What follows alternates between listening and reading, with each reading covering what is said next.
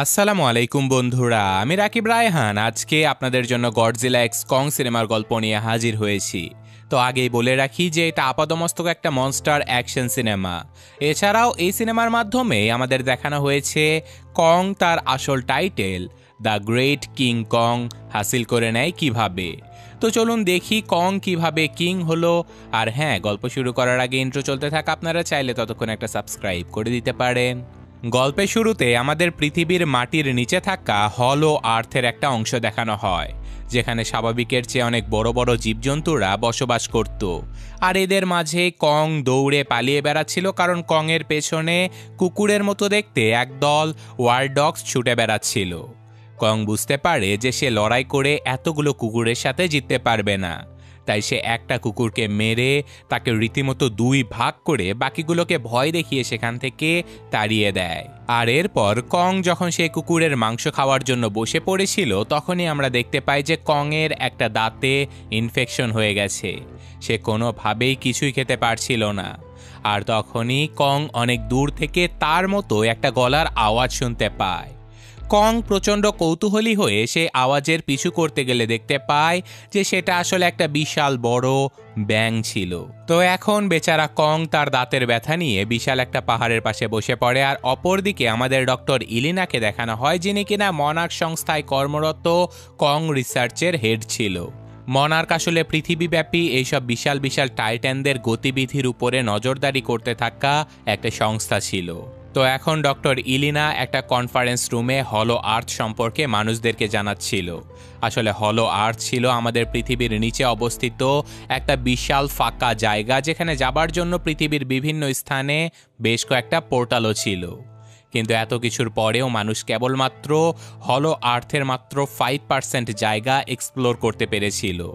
এদিকে আমরা দেখতে পাই স্কেলা নামের একটা মাকড়াসার মতো টাইটান ইতালিতে হামলা করে দিয়েছে। আর তখনই মানবজাতিকে বাঁচানোর জন্য সেখানে গডজিলা ছুটে চলে আসে। আর রীতিমতো মাত্র 1 মিনিটেই গডজিলা খুব বাজেভাবে স্কেলাকে ধ্বংস করে ফেলে। আর যুদ্ধ শেষ করে গডজিলা একটা বাচ্চা বিড়ালের মতো ইতালির বিখ্যাত কলোজিয়ামের ভেতরে গিয়ে ঘুমিয়ে পড়ে। এদিকে মনার্কের হেডকোয়ার্টারে কর্মরত থাকা কয়েকজন লোক খেয়াল করে যে তাদের ডিভাইসগুলোতে এক ধরনের অদ্ভুত পিরামিডের মতো সিগন্যাল রিসিভ হচ্ছে। প্রথম তারা এগুলোকে যান্ত্রিক ত্রুটি মনে করলেও এখন আমাদের জিয়া নামের সেই মেয়েটাকে দেখানো হয়, যাকে আমরা কং স্কাল আইল্যান্ড এবং গডজিলা ভার্সেস কং মুভিতে দেখেছিলাম। জিয়া নামের এই মেয়েটা ইভি উপজাতিদের মাঝে বেঁচে থাকা সর্বশেষ মানুষ ছিল। সে টেলিপ্যাথিক আকারে কংয়ের সাথে যোগাযোগ করতে পারত। আর আজকে স্কুলে ক্লাস করার সময় জিয়া অদ্ভুত এবং ভয়ঙ্কর কিছু ভিশনস দেখতে পায়। শুধু তাই নয়, সে নিজের অজান্তেই এক ধরনের সিগন্যাল তার খাতায় এবং টেবিলে আঁকিয়ে ফেলে। মেয়েটার এমন অবস্থা দেখে সাথে সাথে তার অভিভাবক তথা ডক্টর ইলিনাকে ডেকে পাঠানো হয়। ডক্টর আসলে এই মেয়েটাকে দত্তক নিয়েছিল, আর সে জিয়াকে তার নিজের মেয়ের মতোই ভালোবাসত। তো যাই হোক, ডক্টর তার মেয়ে এবং তার মেয়ের আঁকানো সেই সিগন্যালগুলো নিয়ে বাড়িতে চলে আসে। আর তখনই আমরা দেখতে পাই যে মনার্কে কর্মরত একজন লোক যখন ঘুমাচ্ছিল, তখনই হলো আর্থে লাগানো বেশ কিছু সিকিউরিটি ক্যামেরা ধ্বংস করে ফেলে একটা বিশাল অপরিচিত মনস্টার। এদিকে ডক্টর নিজেও খেয়াল করে যে তাদের কম্পিউটারগুলোতে আসা সেই ডিস্ট্রেস সিগন্যালগুলোর সাথে তার মেয়ের আঁকানো সিগন্যালগুলো হুবহু মিলে যাচ্ছিল। তাই সে বুঝতে পারে যে এই সিগন্যালগুলোর নিশ্চয়ই কোনো না কোনো অর্থ রয়েছে। আর সেই অর্থ জানার জন্য ডক্টর মিয়ামিতে বার্নি নামের একজন লোকের সাথে দেখা করতে চলে যায়, যেই লোকটার সাথে তিনি এর আগে হংকংয়ে দেখা করেছিল মেকা গডজিলাকে হারানোর জন্য। তো যাই হোক, ডক্টর তাকে সিগন্যালগুলো দেখিয়ে এইসব কিছুর অর্থ ডিকোড করতে বলে। আর এসব কথাবার্তার মধ্যে ডক্টরের ফোনে টাইটান সিগন্যাল চলে আসে, কারণ হঠাৎ করেই গডজিলার ঘুম ভেঙে গিয়েছে। আর তাতেই দেশের সরকারের ঘুম হারাম হয়ে গিয়েছে, কারণ তারা জানতে চাচ্ছিল যে গডজিলা কোথায় যাচ্ছে। ডক্টর আর্মি জেনারেলকে বুঝাতে থাকে যে গডজিলা যেহেতু ঘুম থেকে জেগে উঠেছে, তাহলে নিশ্চয়ই সে কোনো বিপদের আভাস পেয়েছে। আর তখনই ডক্টর খেয়াল করে যে বারবাডোসে অবস্থিত আর্থ পোর্টাল দিয়ে কং মানুষের দুনিয়াতে চলে এসেছে। সবাই প্রচণ্ড ভয় পেয়ে গিয়েছিল, কারণ মানুষের দুনিয়াতে কেবলমাত্র গডজিলায় রাজত্ব করে। তাই এখানে কংকে দেখার সাথে সাথে গডজিলা এবং কংয়ের মাঝে আরেকটা যুদ্ধ হবার পরিস্থিতি তৈরি হয়ে যায়। কিন্তু তারা জিয়াকে সাথে করে নিয়ে কংয়ের সাথে দেখা করলে দেখতে পায় যে কং আসলে তাদের কাছে সাহায্য নেবার জন্য এসেছিল। তারা কংয়ের সেই ইনফেক্টেড দাঁতটা ঠিক করে দেবার জন্য একজন টাইটান ভেটকেও নিয়ে আসে, যার নাম ছিল ট্র্যাপার।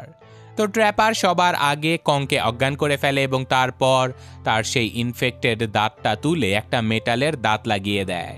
আর কাজ শেষ করার পরে ট্র্যাপার আবার ডক্টর ইলিনার সাথে ফ্লার্ট করারও চেষ্টা করে, যদিও এইসব রোম্যান্স অ্যাঙ্গেল মুভিতে খুব একটা গুরুত্ব সহকারে দেখানো হয়নি। তো যাই হোক, তখনই আবার ডক্টরের সাথে দেখা করার জন্য বার্নি নামের সেই লোকটা চলে আসে। বার্নি আসলে ততদিনে এই সিগন্যালগুলোর অর্থ ডিকোড করে ফেলেছিল। এটা কোনো ইলেকট্রিক ওয়েভ বা সাউন্ড ওয়েভ টাইপের সিগন্যাল ছিল না, বরং এটা ছিল এক ধরনের টেলিপ্যাথিক সিগন্যাল, যার কারণে জিয়া কোনো ইলেকট্রনিক্স যন্ত্র না হওয়া সত্ত্বেও এই সিগন্যালগুলো রিসিভ করতে পারছিল। সেখানে থাকা কেউ আসলে পৃথিবীর মানুষদের কাছে সাহায্য চেয়ে এই সিগন্যালটা পাঠিয়েছে। তো এখন এই সিগন্যালের ব্যাপারটা খোলাসা করার জন্য তাদের একটা মিশন পরিচালনা করতে হতো হলো আর্থে। তো যেমন ভাবা তেমন কাজ, তারা এই সিগন্যালের ব্যাপারে ইনভেস্টিগেশন করার জন্য একটা প্লেন নিয়ে কংকে সাথে করে নিয়ে বারবাডোসের সেই পোর্টাল দিয়ে হলো আর্থে রওনা দেয়। মিনিট 10 একটা ভয়ঙ্কর জার্নি শেষ করে তারা পৃথিবীর নিচে পৌঁছে যায় আর কংয়ের সাথে সিগন্যালের উৎপত্তিস্থলে যাবার জন্য বেরিয়ে পড়ে। তবে পথিমধ্যে তাদের সাথে ডোডোবার্ড নামের একদল উড়ন্ত পাখির সাথে দেখা হয়ে যায়। এই পাখিগুলো খুবই শান্ত স্বভাবের ছিল, কিন্তু তারা যদি কোনো কারণে ভয় পেয়ে যায় তাহলে খুবই শক্তিশালী ইলেকট্রিক শকওয়েভ রিলিজ করতে পারে। তাই ডক্টর এবং ট্র্যাপার তাদের প্লেনের রং পরিবর্তন করে সেই পাখিদের মতোই করে নেয়, যাতে করে পাখিরা কোনোভাবে ভয় না পায়। এদিকে আবারও মনার্কের হেডকোয়ার্টারে তোলপাড় শুরু হয়ে গিয়েছিল, কারণ গডজিলা ততক্ষণে ফ্রান্সে পৌঁছে গিয়েছিল। আর সে ফ্রান্সের একটা নিউক্লিয়ার পাওয়ার প্ল্যান্ট ধ্বংস করে সেখান থেকে প্রচুর পরিমাণে নিউক্লিয়ার রেডিয়েশন শোষণ করে নিচ্ছিল। মুহূর্তের মধ্যেই গডজিলা ভয়ঙ্কর রকমের সুপার চার্জ হয়ে যায়, আর তখনই গডজিলাকে থামানোর জন্য ফ্রান্সের বলদ সরকার কয়েকটা ড্রোন পাঠিয়ে দেয়। মানে এর চাইতে ননসেন্স কোনো কিছু আসলে হইতেই পারে না। যেই নিউক্লিয়ার বোমা সব কিছু ধ্বংস করে দেয় আর সেটা দিয়ে গডজিলা নিজেকে চার্জ করে নেয়, আর সেই গডজিলাকে মারার জন্য তারা ড্রোন পাঠাইছে। ভাবা যায় বুদ্ধি কোথায় আছে। তো যাই হোক, ফ্রান্সের সরকারের অনেক টাকা বেশি, তাই এইসব কিছু পাঠিয়েছিল গডজিলার সামনে, আর স্বাভাবিকভাবেই 10 সেকেন্ডের বেশি কিছুই টিকতে পারেনি। আর এদিকে প্লেন নিয়ে উড়তে উড়তে ডক্টর তার দলবল নিয়ে হলো আর্থে থাকা নিজেদের রিসার্চ সেন্টারের কাছাকাছি পৌঁছে গেলে দেখতে পায় যে সেই রিসার্চ সেন্টারটা সম্পূর্ণভাবে ধ্বংস হয়ে গেছে। তারা সবাই প্রচণ্ড অবাক হয়ে যায়, কারণ এত বছরে তাদের উপরে কোনো হামলা হয়নি। হঠাৎ করে কোন মনস্টার এসে এইসব কিছু করলো, আর কেনই বা করলো? এইসব কিছুই ভাবতে ভাবতে তারা পাহাড়ের উপরে বিশাল বড় একটা স্কার দেখতে পায়। তারা প্রথমে এটাকে কংয়ের কাজ ভাবলেও ডক্টর বুঝে যায় যে এটা কং নয়, বরং ভয়ঙ্কর অন্য কিছু। এদিকে কং নিজের সেই কুড়ালটা নিয়ে বেরিয়ে পড়ে নিজের প্রজাতির কাউকে খুঁজে বের করার জন্য, কারণ আফটার অল কং নিজের প্রজাতির শেষ গরিলা, যে কিনা এই দুনিয়াতে একদম একা। আর সে খুঁজতে খুঁজতে সাবটেরিয়ানিয়ান রেলম নামের অন্য একটা স্থানে চলে যায়, যেটা স্বাভাবিক হলো আর্থের চেয়ে সম্পূর্ণ আলাদা ছিল। আর সেখানে কংয়ের সাথে প্রথমবারের মতো দেখা হয় তার প্রজাতির ছোট্ট একটা বাচ্চা বানরের সাথে, যার নাম ছিল সুকো। কং এই বাচ্চা বানরটার সাথে বন্ধুত্ব করার চেষ্টা করতে গেলে তখনই এলোপাথারিভাবে তার উপরে আরও বেশ কয়েকটা বানর এসে হামলা করে দেয়।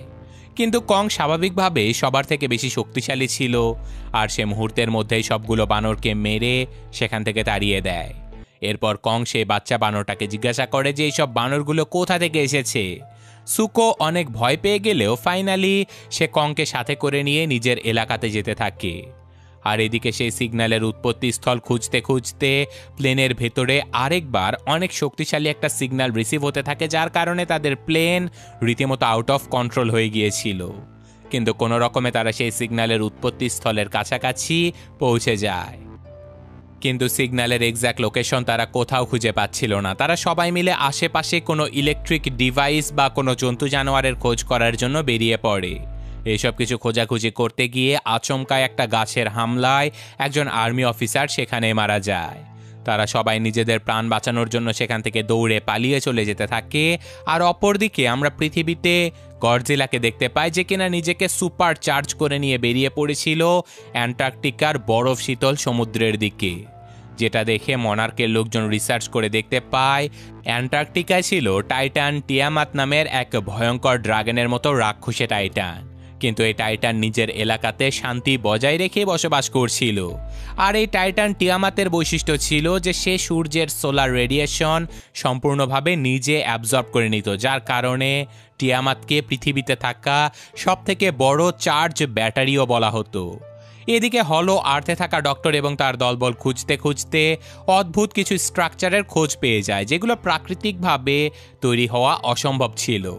তারা বুঝতে পারে যে এখানে কোনো মানব সভ্যতা অবশ্যই রয়েছে, তাই তারা সবাই খুঁজতে খুঁজতে এক পর্যায়ে মানব সভ্যতার বেশ কিছু নিদর্শনও দেখতে পায়।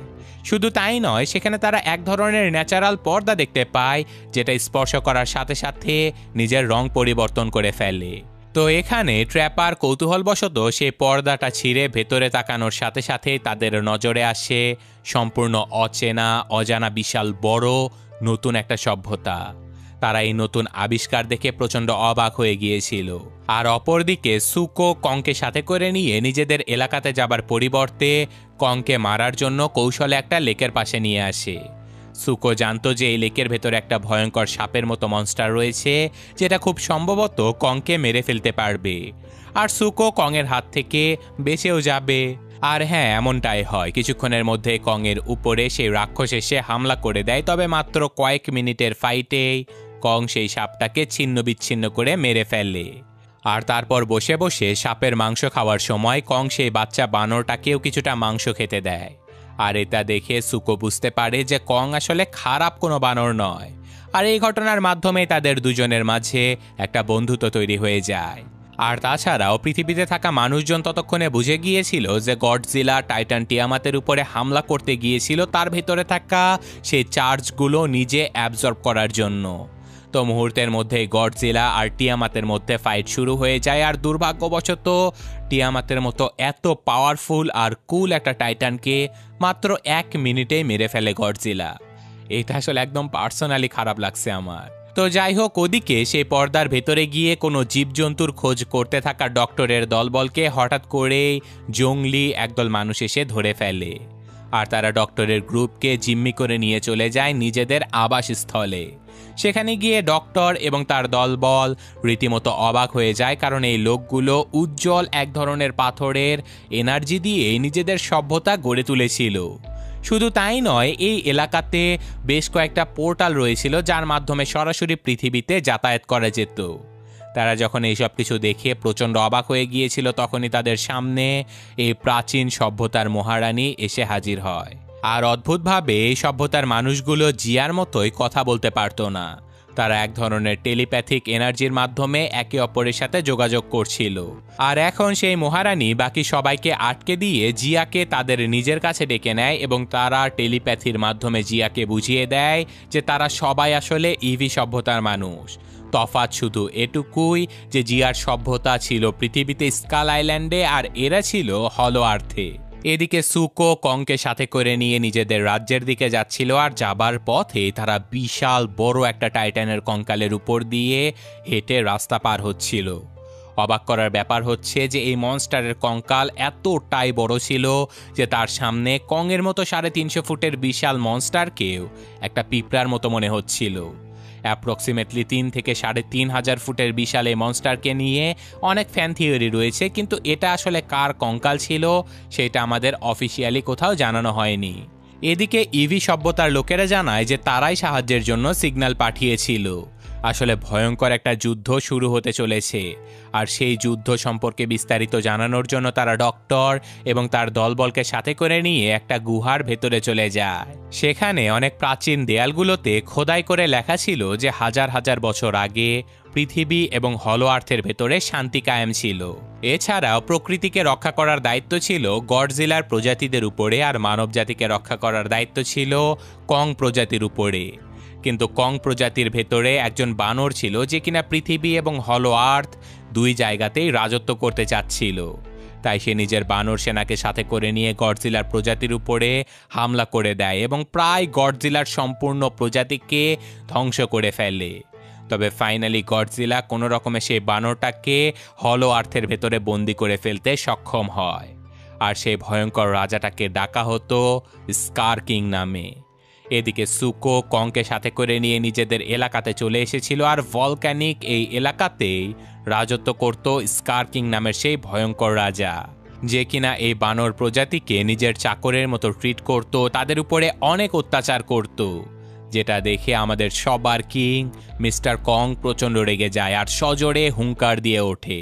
যেই হুঙ্কার শুনে ফাইনালি কংয়ের সামনে চলে আসে সিনেমার মেইন ভিলেন স্কার কিং। স্কার কিং এর এন্ট্রিটা আসলে কিন্তু জোশ ছিল। তাকে দেখেই সব বানরগুলো ভয়ে মাথা নামিয়ে ফেলেছিল, কিন্তু কং সগৌরবে তার সামনে দাঁড়িয়েছিল, যার ফলে তাদের দুজনের মাঝে এখানে লড়াই শুরু হয়ে যায়। আর লড়াইয়ের প্রথম দিকে স্কার কিং নিজের কাছে থাকা অস্ত্রের আঘাতে কংকে সহজেই কুপকাত করে ফেলে, কিন্তু কং নিজেও অনেক পাওয়ারফুল ছিল, তাই এক পর্যায়ে সে স্কার কিংকে হারিয়ে দিতে থাকে, যেটা থেকে ফাইনালি স্কার কিং একটা ক্রিস্টালের মাধ্যমে তার সব থেকে বড় পাওয়ার হাউস টাইটান শিমোকে সামনে নিয়ে চলে আসে।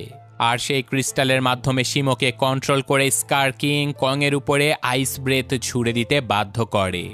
আর এই হামলায় কংয়ের এক হাত প্রায় নষ্ট হয়ে যায়, আর সে কোনো রকমে প্রাণ বাঁচিয়ে সেখান থেকে পালিয়ে আসতে থাকে।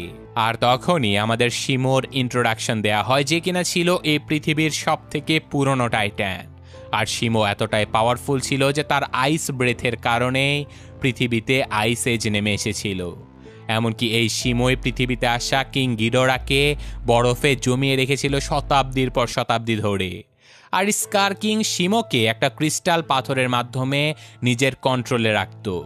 এছাড়াও ইভি সভ্যতার লোকজনেরা একটা ভবিষ্যৎবাণী করেছিল যে ভবিষ্যতে যখন আবারও স্কার কিং পৃথিবীতে হামলা করার চেষ্টা করবে, তখন পৃথিবীকে বাঁচানোর জন্য মনস্টারদের রানী মথরাকে জীবিত করতে হবে। আর সেই কাজটা করবে স্কাল আইল্যান্ড থেকে আসা ইভি ট্রাইবের কেউ, অর্থাৎ জিয়া। এদিকে কং নিজের প্রাণ বাঁচিয়ে যখন পালাচ্ছিল, তখনই তার পেছনে পড়া বাকি বানরগুলোকে সে কোনো রকমে হারিয়ে দিয়ে সুকোর সাহায্য নিয়ে পালিয়ে যেতে থাকে। আর এদিকে টিয়ামাতকে মেরে গডজিলা নিজেকে আপগ্রেড করার জন্য হাইবারনেশনে চলে যায়। আর আমরা ইভি সভ্যতার লোকদেরকে দেখতে পাই, যাদের এলাকাতে গ্র্যাভিটি অন্যরকমভাবে কাজ করত, অর্থাৎ এখানে সব কিছুরই ওজন ছিল অনেক কম। আর তখনই সেই পর্দা ছিঁড়ে সাহায্যের জন্য সেখানে সুকো কংকে সাথে করে নিয়ে পৌঁছে যায়। কিন্তু ততক্ষণে কংয়ের পিছু করতে থাকা স্কার কিং এর একজন সৈন্য ইভি সভ্যতাকে দেখে ফেলে, আর এখানে থাকা সেই পোর্টালগুলোরও খোঁজ পেয়ে যায়, যার মাধ্যমে পৃথিবীতে যাওয়া সম্ভব ছিল। সাথে সাথে সেই সৈন্য স্কার কিংকে গিয়ে এই সব কিছুই বলে দেয়, আর স্কার কিং নিজের সৈন্যদল এবং শিমোকে সাথে করে নিয়ে বেরিয়ে পড়ে সেই পোর্টালের খোঁজ করার জন্য। আর এদিকে হাইবারনেশন থেকে গডজিলা পূর্ণ চার্জ হয়ে নিজেকে আপগ্রেড করে জেগে ওঠে অ্যান্টার্কটিকার বরফের উপরে। এদিকে ট্র্যাপার এবং জিয়া বুঝতে পারে যে কং ভয়ঙ্কর আহত হয়ে গেছে, তার হাত প্রায় নষ্ট হতে চলেছে, তাই তাকে সুস্থ করার জন্য হলেও তাকে কিছুটা আপগ্রেড করা দরকার। আর তার জন্য তাদেরকে সাহায্য করবে প্রজেক্ট পাওয়ার হাউস নামের একটা প্রজেক্ট, যেখানে মানুষ যখন মেকা গডজিলার হামলা হয়েছিল তখনই বুঝতে পারে যে কংয়ের চেয়েও পাওয়ারফুল বিং পৃথিবীতে রয়েছে। তখন তারা কংকে আপগ্রেড করার জন্য বিভিন্ন মেকানিক আর্মার বানাতে থাকে কংয়ের জন্য। তারা কংয়ের জন্য এমনই একটা রোবোটিক্স হাতের প্রোটোটাইপ তৈরি করে ফেলেছিল, যেটা এখন তারা কংয়ের হাতে লাগিয়ে দেয়। আর এই গ্লাভসের সাথে সাথে এক ধরনের সিরাম ছিল, যেগুলো ইনজেক্ট হবার সাথে সাথে কংয়ের হাত ঠিক হয়ে যায়। কং এর গ্লাভসের কারণে কং আরও বেশি পাওয়ারফুল হয়ে যায়, কিন্তু তবুও কং একা শিমো এবং স্কার কিং এর সাথে লড়াই করে জিততে পারবে না। তাই সে বেরিয়ে পড়ে গডজিলার কাছে সাহায্য চাইবার উদ্দেশ্যে, যাতে গডজিলা স্কার কিং এবং শিমোকে পৃথিবীতে হামলা করার আগেই এই হলো আর্থেই থামিয়ে দিতে পারে। কিন্তু সবাই ভেবেই নিয়েছিল যে পৃথিবীতে আরেকটা ধ্বংসলীলা শুরু হয়ে যাবে, কারণ গডজিলা লড়াই করা ছাড়া কোনো কিছু বোঝেই না। সে কংকে দেখা মাত্রই লড়াই শুরু করে দেবে। আর এমনটাই হয়। কং যখন মিশরের পিরামিডের কাছে পোর্টালের মাধ্যমে পৌঁছে যায়, তখনই সেখানে গডজিলা সুপারম্যানের মতো এসে হাজির হয় এবং তাদের দুজনের মাঝে ভয়ঙ্কর লড়াই শুরু হয়ে যায়। এদিকে গডজিলাকে শান্ত করে লড়াই বন্ধ করার জন্য হলো আর্থে সেই স্কাল আইল্যান্ডের ইভি হিসেবে জিয়াকে পাঠানো হয় মথরাকে পুনরায় জীবিত করার জন্য। আর অনেক রকমের রীতি রেওয়াজ ফলো করে ফাইনালি জিয়ার হাতের স্পর্শেই মথরা পুনর্জীবন লাভ করে। এদিকে কং গডজিলাকে বোঝানোর চেষ্টা করলেও কোনো লাভ হয় না, তাই কংও গডজিলাকে মেরে তাকে লেজ ধরে টেনে নিয়ে যেতে থাকে। কিন্তু গডজিলার সুপার পাওয়ার অ্যাটমিক ব্রেথের সামনে কংয়ের টিকে থাকা প্রায় অসম্ভব ছিল, তাই আলটিমেটলি কং গডজিলার কাছে হেরে যায়। আর এবার গডজিলা যখন কংকে প্রাণে মেরে ফেলার ট্রাই করছিল, তখনই সেখানে গডজিলার বউ মথরা চলে আসে। আর মথরা সেই দুই বিশাল টাইটানকে টাইটানিক ভাষায় কিছু একটা বুঝিয়ে শান্ত করে ফেলে। আর এদিকে ইভির লোকজনেরা কোনো একটা লিকুইডের মাধ্যমে একটা গ্র্যাভিটেশনাল শকওয়েভ তৈরি করার চেষ্টা করছিল, যাতে করে স্কার কিং তার সৈন্যদেরকে নিয়ে অনেক দূরে চলে যায় আর নিচে থাকা কোনো টাইটানই উপরের সেই পোর্টাল অবধি পৌঁছাতে না পারে। তাদের এই কাজ শেষ হবার আগে সেখানে স্কার কিং শিমোকে নিয়ে পৌঁছে যায়, আর সবার আগে স্কার কিং শিমোর মাধ্যমে সেই ক্রিস্টাল দুটোকে আটকে দেয়। সেখানে থাকা মানুষেরা বুঝে গিয়েছিল সবকিছু বোধহয় শেষ, কিন্তু তখনই ট্র্যাপার সেই ডোডো পাখিগুলোকে নিজের পেছনে করে নিয়ে চলে আসে। আর এবার সেই পাখিগুলো চারপাশে ইলেকট্রিক শকওয়েভ তৈরি করতে থাকে, যার কারণে সেখানে থাকা স্কার কিং এর আর্মিরা সবাই ডিস্ট্র্যাক্ট হয়ে যায়। আর তখনই সেই পোর্টাল দিয়ে গডজিলা এবং কং দুজনেই নেমে আসে। আর এখানে সিনেমার মোস্ট এপিক সিনটা চলে আসে, যেখানে একপাশে গডজিলা এবং কং, আরেক পাশে স্কার এবং শিমো ছুটে যেতে থাকে। আর একদম লড়াইয়ের আগ মুহূর্তে সেই গ্র্যাভিটেশনাল শকওয়েভের কারণে চারপাশের গ্র্যাভিটি জিরো হয়ে যায়, আর হাওয়ায় ভাসতে ভাসতে টাইটান্সগুলো লড়াই করতে থাকে। এখানকার লড়াইটা ছিল আসলেই দেখার মতো। গডজিলা আর কংকে সাহায্য করতে সেখানে মথরাও চলে আসে। আর এমন ভয়ঙ্কর লড়াইয়ের মাঝে সেই গ্র্যাভিটেশনাল শকওয়েভটা শেষ হয়ে যায়, যার কারণে টাইটানগুলো সবাই পোর্টালের মাধ্যমে পৃথিবীতে পৌঁছে যায়। ব্রাজিলের সমুদ্র সৈকতে হঠাৎই আকাশ থেকে টাইটান্সগুলো চলে আসে, আর শিমো স্কার কিং এর হুকুমে সমুদ্রের সাথে সাথে নিজের আইস ব্রেথের মাধ্যমে বায়ুমণ্ডলও জমিয়ে দেয়। আর স্কার কিং ফাইনালি পৃথিবীতে আসতে পেরে নিজের রাজত্ব কায়েমে আরও এক ধাপ এগিয়ে যায়। আর এখানে যে সিজিআই ফাইট সিনটা দেখানো হয় সেটা একদম নেক্সট লেভেল ছিল। ভয়ঙ্কর লেভেলের ডিস্ট্রাকশন আর গডজিলার অ্যাটমিক ব্রেথ ছোড়ার এই সিনটা পুরাই গুজবাম ছিল। শিমো কিছুটা ফাইট ব্যাক করতে পারলেও স্কার কিং এখানে নিজের নামের সাথে জাস্টিস করতে পারেনি। একদম নলা মাস্তানের মতো মার খাইছে সবার হাতে। তার উপরে আবার সুকো এসে শিমোকে কন্ট্রোল করার সেই ক্রিস্টালটাও ধ্বংস করে ফেলে। বেচারা স্কার এবার তিনটে বিগ টাইটানের একমাত্র শত্রু হয়ে যায়। আর ফাইনালি এত বছর পরে মুক্তির স্বাদ পেয়ে শিমো পুরো স্কার কিংকেই বরফ বানিয়ে ফেলে, আর কং স্কারকে টুকরো টুকরো করে ফেলে। আর গডজিলা তার অ্যাটমিক ব্রেথের মাধ্যমে বায়ুমণ্ডলকে ঠিকঠাক করে ফেলে। আর সবশেষে মথরা ইভি ট্রাইবের সেই ছেঁড়া পর্দাটাকে আবারও ফিক্স করে দেয়। আর এদিকে জিয়াকে আবারও নিজের কাছে ফেরত নিয়ে ডক্টর পৃথিবীতে চলে আসে, আর গডজিলা চলে যায় কলোজিয়ামের ভেতরে ঘুমাতে। আর কং ফাইনালি শিমোর পিঠে করে নিজের রাজত্বে ফিরে চলে আসে। আর এখানে কং হাসিল করে নেয় নিজের আসল টাইটেল কিং কং। আর এই ঘটনার সাথে সাথে আজকের গল্পটা শেষ হয়ে যায়। মধ্যে থেকে শুধু শুধু টিয়ামাতের মতো একটা এনশিয়েন্ট টাইটান মারা খাইল। তো যাই হোক, সিনেমাতে ভিলেনের রোল আসলে অনেক গুরুত্বপূর্ণ। ভিলেন যত পাওয়ারফুল হয় ততই মজা বৃদ্ধি পায়। সিনেমার অ্যানাউন্সমেন্ট টিজারে স্কার কিংকে কতই না পাওয়ারফুল ভেবেছিলাম, কিন্তু সিনেমাতে কংয়ের সাথে একটা মাত্র ফাইট করলো, সেটাও চিটিং করে জিততে হইল। তো গল্পের আগামাথা বাদ দিয়ে শুধুমাত্র টাইটান্স ফাইট দেখার জন্য সিনেমাটা দেখতে পারেন। তারপরও আপনাদের মন্তব্য কমেন্টে জানাবেন। আমি আজকের মতো বিদায় নিচ্ছি। আল্লাহ হাফেজ।